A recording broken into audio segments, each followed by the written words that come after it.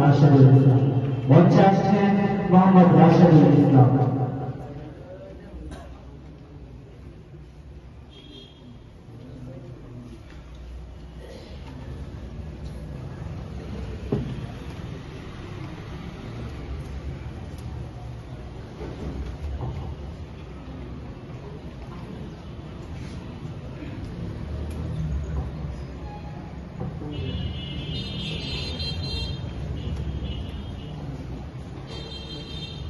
السلام عليكم ورحمة الله وبركاته.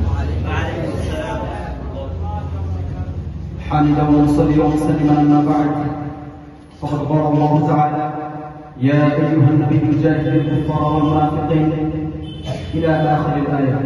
وقال النبي صلى الله عليه وسلم: الجهاد ماض إلى يوم القيامة، أو كما قال عليه الصلاة والسلام.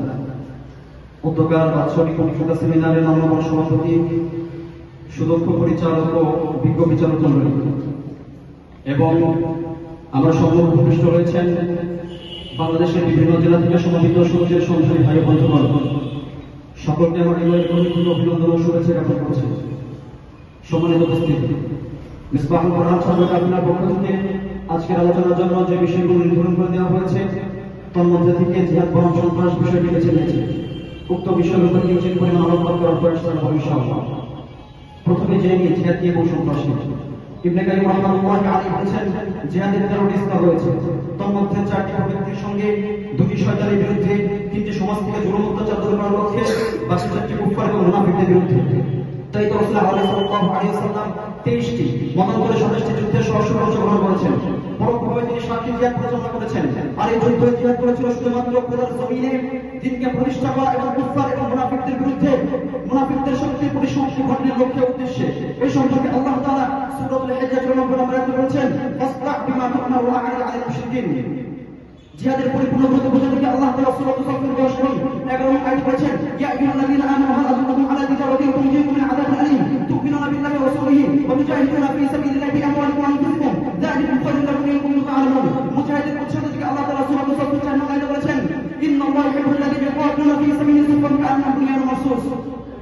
কুফফার এবং মুনাফিকদের বিরুদ্ধে জিহাদের আদেশকে আল্লাহ তাআলা সূরাতুল তাওবার 11 নম্বর আয়াতে বলেছেন, ইয়া আইয়ুহান নাবিয়্যু জাহিদিল কুফফারা ওয়াল মুনাফিকিনা ওয়াগলিদ আলাইহিম ওয়া মা'ওয়াহুম জাহান্নাম ওয়া বি'সাল মাসীর। সশস্ত্র সন্ত্রাসের বিরুদ্ধে জিহাদের আদেশকে আল্লাহ তাআলা সূরাতুল বাকারা 190 নম্বর আয়াতে বলেছেন, ওয়াকাতিলু ফী সাবিলিল্লাহি আল্লাযীনা ইউকাতিলুনাকুম ওয়া লা তা'তাদু ইন্নাল্লাহা লা ইউহিব্বুল মু'তাদিন। হত্যা করা হত্যা সম্পর্কে আল্লাহ তাআলা সূরাতুল বাকারা 191 নম্বর আয়াতে শেষ করেছেন, ফাইন কাতালুকুম ফাকতুলুহুম কাযালিকা জাযাউল কাফিরিন। শুধু তাই নয়, জিহাদের শ্রেষ্ঠত্ব বর্ণনা করতে গিয়ে রাসূলুল্লাহ সাল্লাল্লাহু আলাইহি ওয়াসাল্লাম বলেছেন, তিরমিজি শরীফের 4 নম্বর 371 নম্বর হাদিস, আফদালুল জিহাদি কালিমাতুল আদলি ইনদা সুলতানিন জাইলিন আও আমিরিন জাইলিন। জিহাদ কিয়ামত পর্যন্ত অব্যাহত থাকবে একথা জানাতে রাসূলুল্লাহ সাল্লাল্লাহু আলাইহি ওয়াসাল্লাম বলেছেন, আল জিহাদু মা'হুম ইলা ইয়াউমিল কিয়ামা। জিহাদের শ্রেষ্ঠত্ব বর্ণনা করতে গিয়ে জিহাদের শ্রেষ্ঠত্ব বর্ণনা করতে গিয়ে রাসূলুল্লাহ সাল্লাল্লাহু আলাইহি ওয়াসাল্লাম বলেছেন, বুখারী শরীফের 797 নম্বর হাদিস, قال والذي نفسي بيده لوددت ان اقتل في سبيل الله ثم احيا ثم اقتل ثم احيا ثم اقتل।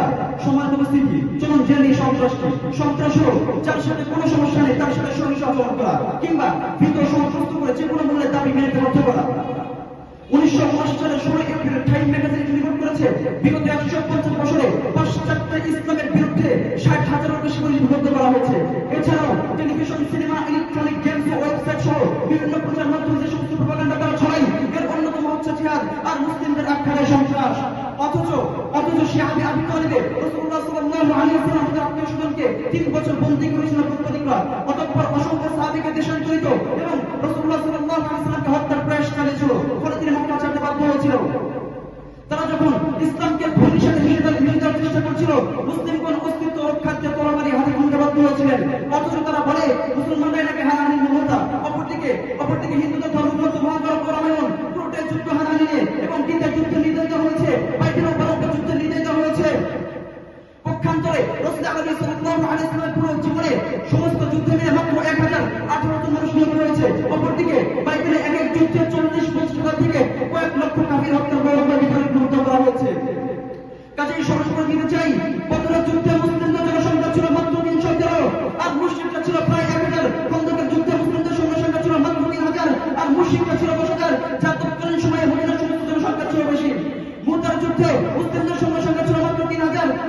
ছিল 2 লক্ষ।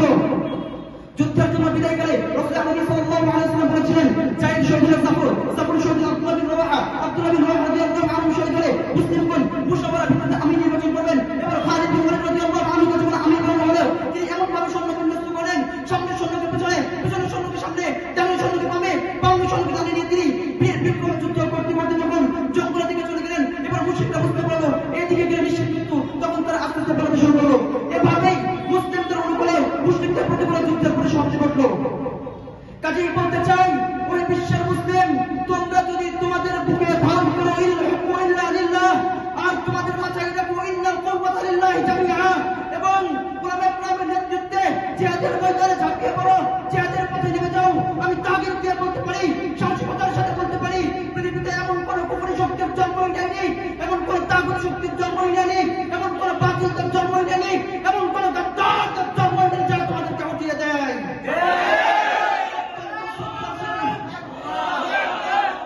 অত্যন্ত শ্রদ্ধার সাথে স্মরণ করছি আমাদের প্রিয় কণ্ঠশিল্পী আইনুদ্দিন আজাদ রাহিমাহুল্লাহকে, যিনি বলেছিলেন, লড়াইয়ের ওই ময়দানেতে যেতে তোমাকেই হবে, প্রয়োজনে সব রক্তটুকু জমিনেই ঢেলে দিবে। লড়াইয়ের ওই ময়দানেতে যেতে তোমাকেই হবে, প্রয়োজনে সব রক্তটুকু জমিনেই ঢেলে দিবে। তবুও তোমায় লড়তেই হবে, মানবে না পরাজয়, তবুও তোমায় লড়তেই হবে, মানবে না পরাজয়। বিপ্লব মানে জীবন দেওয়া, বসে থাকা নয়, সে কোনদিন আসবে না রে, করো যদি ভয়। সর্বোপরি বলতে চাই, ইসলাম সন্ত্রাসকে না বলে জিহাদের প্রতি আহ্বান করে।